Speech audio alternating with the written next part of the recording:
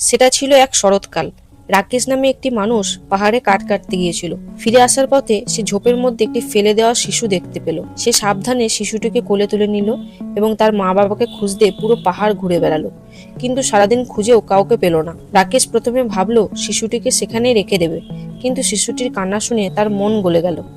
সে শিশুটিকে বাড়ি নিয়ে এলো এবং দত্তক নেওয়ার সিদ্ধান্ত নিল।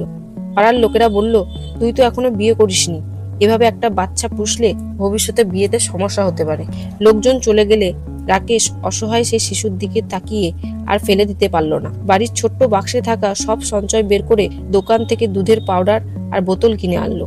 সারাদিন কাঠ কেটে ক্লান্ত হলেও প্রথমে শিশুটিকে খাওয়ালো। সেই মুহূর্ত থেকেই সে শিশুটির ওপর সব আশা রেখে দিল এবং শিশুটির নাম রাখলো পুতুল। চোখের পলকে 7 বছর কেটে গেল। রাকেশ এখন বনে কাঠ কাটে আর বুনো শাকসবজি বিক্রি করে সংসার চালায়, আর পুতুল স্কুলে যায়। এক রাতে পুতুল বাবার কাঁধে মাথা রেখে বলল, স্কুল থেকে একটা বই কিনতে হবে যার দাম 10 টাকা। রাকেশের কাছে 10 টাকা মানে অনেক বড় অঙ্ক, তবুও সে বলল, ঠিক আছে, পড়াশোনার জন্য লাগলে অবশ্যই এনে দেবো। ভোরে স্কুলে যেতে কয়েক ঘন্টার পাহাড়ি রাস্তা পাড়ি দিতে হয়, তাই অন্ধকারে পুতুল উঠে নিজের খাবার আর বাবার নাস্তা রান্না করে। এত ছোট বয়সে সে রান্না, কাপড় ধোয়া সবই পারে। অন্যদের বাচ্চারা যখন ঘুমিয়ে থাকে, কিন্তু পুতুল বাবার জন্য তখন নাস্তা বানিয়ে টেবিলে সাজিয়ে দেয়। টেবিলে শুধু ছিল আচার আর ভাত, তবুও দুজন মিলে আনন্দ করে খেলো। পুতুল বলল, বাবা, আজ কাঠ ভালো বিক্রি হলে রাতে কি আমরা ভালো কিছু খাবো? রাকেশ বলল, কি খেতে চাস? তখন পুতুল বলল, ম্যাগি। দুজনেই হাসলো। পুতুলের কাছে 1 প্লেট ম্যাগি বড় সুখ। খাওয়া শেষে নিজের জন্য একটা লাঞ্চ বক্স ভরে ভোরের অন্ধকারেই হাতে টর্চ নিয়ে বেরিয়ে পড়লো। সিঁড়ি নামতেই হাঁপিয়ে উঠলো। তারপর ছোট নদী পার হয়ে পাহাড়ি পাথুরে পথ পেরিয়ে স্কুলের সময় মতো পৌঁছালো।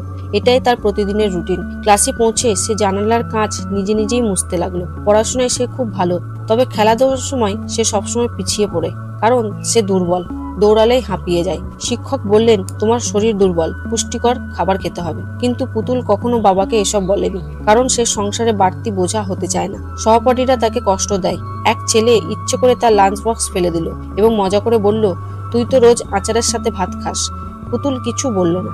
চোখে পানি নিয়ে মাটিতে পড়ে থাকা ভাত তুলে আবার লাঞ্চ বক্সে রেখে দিল।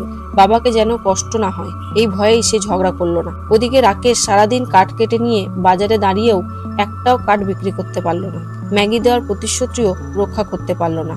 সন্ধ্যায় ঘরে ফিরতে যাবার সময় একজন মাংসওয়ালা, যার নাম বিজয়, সে তার হাতে 1 প্যাকেট হাড় মাংস ধরিয়ে দিল। রাকেশ নিতে চায়নি। বিজয় বলল, বাচ্চা বড় হচ্ছে, ওকে মাংস খাওয়াতে হবে। রাকেশ লজ্জায় মাথা নিচু করলো।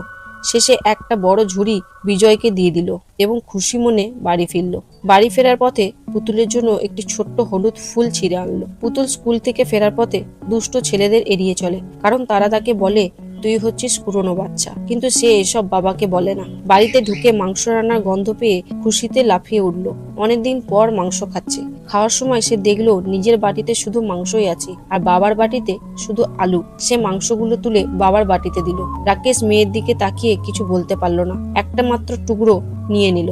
রাতে প্রবল বৃষ্টি নামলো। ঘরের চারিদিকে পানি পড়ছিল।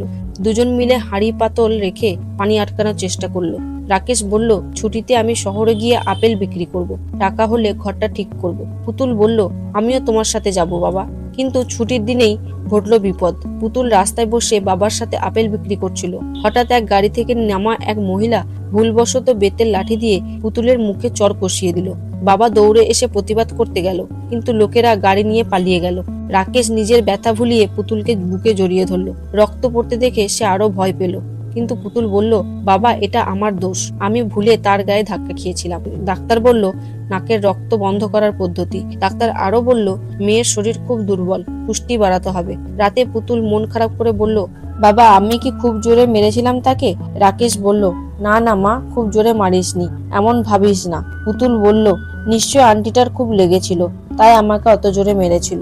আমি যদি আবার আন্টিটাকে দেখতে পাই, তাহলে আগে গিয়ে আমি তার কাছে ক্ষমা চাইবো। রাকেশ শুনে ভেঙে পড়ল। এই ভিডিওটির পরের পার্ট দেখার জন্য আমাদের সঙ্গে থাকুন এবং ভিডিওটিকে লাইক এন্ড সাবস্ক্রাইব করে রাখুন।